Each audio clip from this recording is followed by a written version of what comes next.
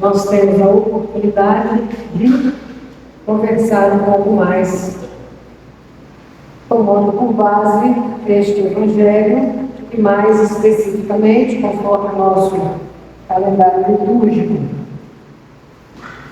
apresenta, o capítulo 5 do Evangelho de Mateus. Nós vamos ouvir este Evangelho, nos colocando de pé, e vamos então ouvir a leitura do Evangelho de Mateus, no capítulo 5, a partir do versículo 1, até a primeira parte do versículo 12. Quando Jesus viu aquelas multidões, subiu do monte e sentou-se. Os seus discípulos chegaram perto dele e ele começou a ensiná-los. Jesus disse: felizes as pessoas que sabem que são espiritualmente pobres, pois o reino do céu é delas. Felizes as pessoas que choram, pois Deus as consolará. Felizes as pessoas humildes, pois receberão o que Deus tem prometido. Felizes as pessoas que têm fome e sede de fazer a vontade de Deus, pois Ele as deixará completamente satisfeitas. Felizes as pessoas que têm misericórdia dos outros, pois Deus terá misericórdia delas. Felizes as pessoas que têm um coração puro, pois elas verão a Deus. Felizes as pessoas que trabalham pela paz, pois Deus as tratará como seus filhos. Felizes as pessoas que sofrem perseguições por fazerem a vontade de Deus, pois o reino do céu é delas. Felizes são vocês quando os insultam, perseguem e dizem todo tipo de calúnia contra vocês por serem meus seguidores. Fiquem alegres e felizes, pois uma grande recompensa está guardada no céu para vocês. A comunidade pode se sentar. A partir dessa leitura de Mateus, vamos mergulhar, pensar e conversar a respeito da lógica do reino. Seria a lógica do reino algo tão fácil de ser assimilado? Ou seria a lógica do reino um desafio permanente para nós? Vamos, antes, queridos, buscar a presença de Deus em oração para refletirmos a partir do texto bíblico. Amado e glorioso Deus, nós invocamos o Teu Espírito Santo, confiando a Deus e toda fonte de discernimento a Ele pertence. Possamos, neste momento, orientados por Ti, acolher a Tua palavra.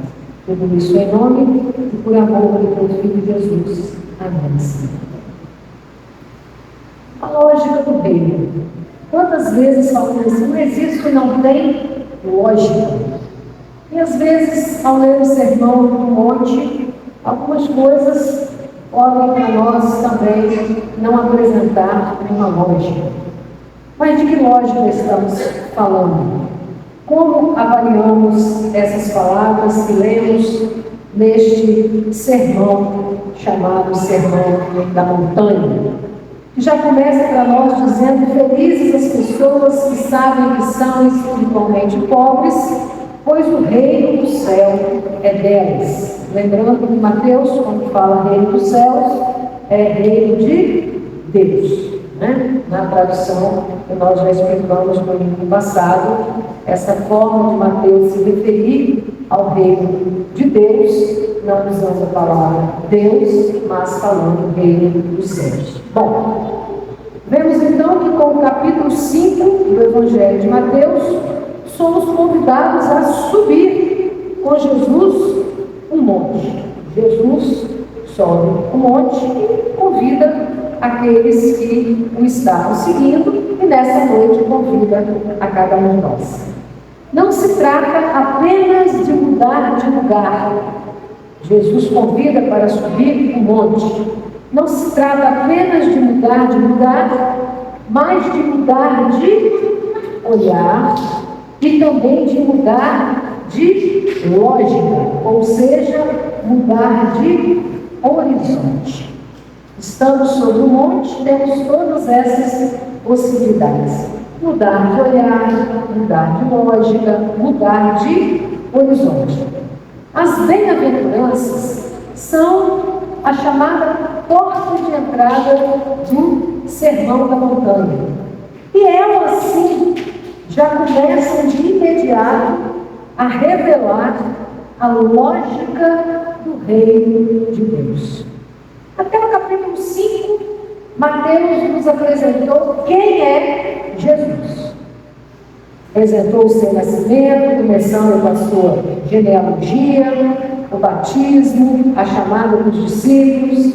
É como se o evangelista dissesse: agora que vocês já sabem quem é Jesus, agora que Jesus já foi apresentado, eu quero que vocês saibam quem ele é. E mais ainda, escutem o que ele tem a dizer. Porque o Sermão da Montanha tem exatamente esse objetivo. Já apresentar Jesus, quem ele é, para que do seu aprendizado se assimile quem é o reino de Deus e, mais do que isso, qual é a lógica do reino de Deus. Começa assim esse sermão a partir do capítulo 5, que chega como uma grande mensagem. E o centro dessa mensagem fica claro: o reino de Deus chegou. O reino de Deus está entre nós. Em Jesus, o reino de Deus não é apenas uma mensagem ou uma promessa futura, mas uma realidade que já começou. E para clarear a afirmativa de que o reino de Deus chegou, Jesus apresenta as bem-aventuranças e as apresenta como um projeto de vida. As bem-aventuranças são apresentadas por Jesus como um programa, um projeto de vida. E esse projeto chega como que um caminho de felicidade verdadeira. A felicidade para quem adere à boa nova, à boa notícia que ele mesmo traz e decide viver segundo a justiça do reino, sob os valores da lógica do reino. Então Jesus apresenta esse programa com as bem-aventuranças, um programa para a felicidade para aqueles que aderirem à sua boa nova e decidirem então viver segundo a justiça do reino, sob os valores da lógica do reino. Quando Jesus se senta, ele começa a ensinar e diante dele está uma multidão. Quem é essa multidão que está diante de Jesus? O texto começou para nós dizendo assim: quando Jesus viu aquelas multidões, mas quem eram aquelas multidões?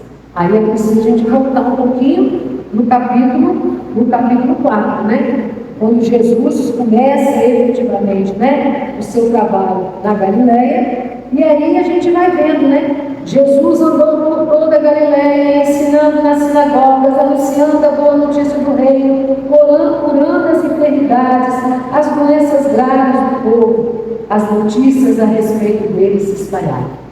Então, essa multidão que saiu para seguir Jesus era gente simples, do povo, marcado pela pobreza, muitas vezes, pela opressão, pela dor, pela desesperança, conforme nós vimos já na escola dominical hoje, né?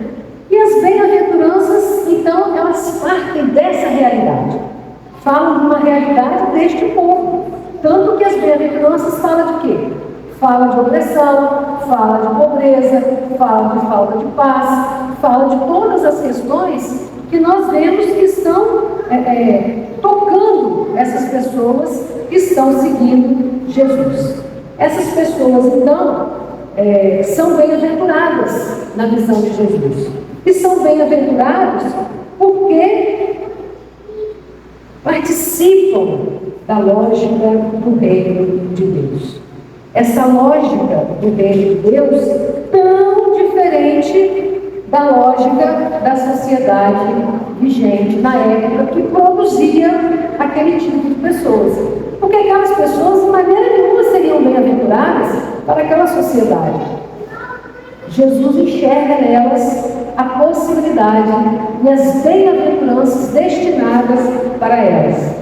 Na medida que nos concentramos nas bem-aventuranças e também seguindo adiante na mensagem apresentada por Jesus, indo em todo esse Sermão do Monte até o capítulo 7, somos desafiados a pensar que nossa existência não pode ser interpretada apenas à luz da lógica deste mundo. A nossa visão de mundo não pode coadunar com a visão deste mundo, mas tem que coadunar com a visão e da lógica do reino. Portanto, o sentido pleno da vida se revela quando em Cristo Jesus e pela sua ressurreição nós desabrochamos como homens e mulheres novas para viver a lógica do reino. É preciso novidade de vida para viver a lógica do reino. Por isso é preciso conversão para viver a lógica do reino. Esse sentido, então, pleno, se revela nesse Jesus que faz desabrochar homem novo, mulher nova, cuja felicidade estará em viver os valores do reino, valores a partir dos quais a verdadeira felicidade se constrói, e que são opostos à lógica do mundo. A lógica do mundo constrói uma sociedade ambiciosa, de glória, de poder, de riqueza, que não suporta uma sociedade alternativa que se forme com base no acolhimento, na partilha, na comunhão dos bens, no respeito mútuo e oportunidade para todos. Muito menos suporta dar lugar aos pobres para que esses participem do reino de Deus. Mas são esses os primeiros destinatários da fala de Jesus. Era gente simples, gente do povo, a multidão para a qual Jesus se dirigiu no Sermão do Monte para ensinar. E na medida que vai apresentando a lógica de seu projeto, Jesus mostra que a luta pelo bem-estar de todos torna os seres humanos filhos de Deus, como requer o projeto divino. A lógica do mundo proclama: felizes os que têm dinheiro, mesmo quando esse dinheiro resulta da opressão e da exploração dos pobres. A lógica do mundo proclama: felizes os que têm poder, mesmo que esse poder seja exercido com prepotência e arbitrariedade. Os que têm influência é o que a lógica do mundo proclama como felizes. Agora, então, que a influência está na moda, né? Felizes os influencers, né? Felizes os influencers.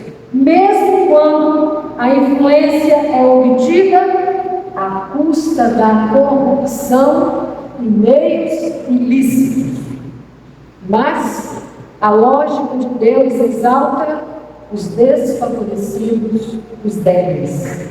É a esses que Deus se dirige com uma proposta libertadora e a quem convida para fazer parte da sua família, do seu reino, reino de onde emergem consolo, mansidão, pureza, misericórdia, paz e justiça. Bem-aventurados são esses que produzem isso: misericórdia, consolo, mansidão, pureza, paz e justiça. Com as bem-aventuranças, Jesus simplesmente constata a situação do povo do céu. Por que falar de pobreza? Porque faria época àquelas pessoas. Por que falar de aflição? Porque faria época àquelas pessoas. Por que falar de explorados, angustiados? porque faria eco àquelas pessoas. E, ao mesmo tempo, aponta o caminho para mudar a situação. O caminho da misericórdia, o caminho da pureza de coração, o caminho da justiça, o caminho da promoção da paz. Felizes são aqueles e aquelas que participam dessa empreitada, mesmo reconhecendo as dificuldades e perseguições que terão de enfrentar. Jesus colocou isso também. Muito do que é marginalizado na sociedade atual torna-se visível nas bem-aventuranças. É como se Jesus chamasse ali para dar visibilidade, ao que está acontecendo. Ignorância, sofrimento, injustiça, discórdia. As pessoas sobre as quais lemos nas bem-aventuranças correm o perigo de serem esquecidas. Jesus as coloca em evidência. E aqui está um ponto decisivo para nós. Bem-aventurados são aqueles e aquelas que se lembram dessas pessoas que a sociedade invisibiliza. Agora eu vou que se aproximem dessas pessoas, que dão voz a essas pessoas, que acolhem essas pessoas. Bem-aventurados são diante de Jesus. A esses que Jesus, com as bem-aventuranças, nos convida a lembrar, trazer para perto, fazer ouvir e acolher, nossa sociedade apresenta cada vez mais um projeto de invisibilidade e exclusão, e que, se não frearmos, chegará ao extermínio. É um projeto de invisibilidade, de exclusão, que, se não frearmos, chegará ao extermínio dessas pessoas. Somos filhos e filhas do príncipe da paz. A felicidade cristã, portanto, não combina com arma, com ódio, com indiferença e com violência. Não combina de maneira nenhuma. A felicidade cristã não combina com ódio, com indiferença, com violência. Chega de violência, queridos e queridas. O reino de Deus é caminho de vida, é caminho de vida e não de morte. A lógica do reino implica em gerar vida e não morte. As bem-aventuranças contêm a doutrina do reino, apresentam as qualidades dos homens e mulheres renascidos pelo Espírito Santo. É preciso renascer para enxergar, coadunar e agir conforme a lógica do reino. Após a apresentação das bem-aventuranças, o ensino de Jesus continua. E se vocês olharem na Bíblia, logo que segue é a parábola sobre o sal e a luz, que desafia o olhar sobre o lugar dos cristãos no mundo. Jesus mostrou quem ocupava o lugar. E agora ele pergunta: e qual é o seu lugar diante dessas pessoas para a qual Jesus deu visibilidade? Nas bem-aventuranças são mencionados os comportamentos e situações da vida humana que se referem à promessa do reino de Deus. Mas é no próprio Jesus que as bem-aventuranças se realizam. Jesus nunca pediu nada de nós que a gente não conseguisse fazer, e muito menos que Ele primeiro nos garantisse a possibilidade a partir do seu exemplo. É no próprio Jesus que as bem-aventuranças se realizam. Foi Ele quem nasceu em pobreza, carregou os sofrimentos do mundo na cruz, quem se autodenominou manso. Em Jesus, a justiça de Deus é estabelecida, e nele podemos ver Deus. É Ele quem traz a paz e morre na cruz pela justiça. Aquela cruz que para muitos foi pela sabedoria e pela lógica do mundo, a cruz é loucura. Loucura. A lógica do reino é loucura. É loucura, sim. Bem-aventurados que querem ser loucos, como Jesus. Agora, minha bem-aventurança. Que sejamos nós bem-aventurados por querermos ser loucos, né? Como Jesus.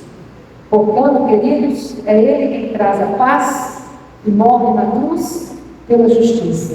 E cada vez que ceiamos, trazemos isso de volta a nós e reafirmamos o nosso compromisso também com Ele. Isto é o significado da Santa Ceia. Sim, as bem-aventuranças são também um caminho que passa pela cruz. Passa pela cruz, mas desemboca na vida plena, em Cristo ressuscitado. Sabemos que essa lógica invertida é, na realidade, a lógica que vence. A lógica que vence é a lógica da vida. A lógica do reino é a lógica da vida. Será sempre a lógica junto à qual lutaremos na confiança de que prevalecerá a lógica do reino. Que venha de Jesus para nós a graça de nos tornarmos bem-aventurados e bem-aventuradas diante de Deus. Como? Sendo pessoas que vivem a misericórdia, promovem a paz, lutam pela justiça e testemunham no meio deste mundo que o reino de Deus já está entre nós. Que Deus assim nos abençoe. Amém.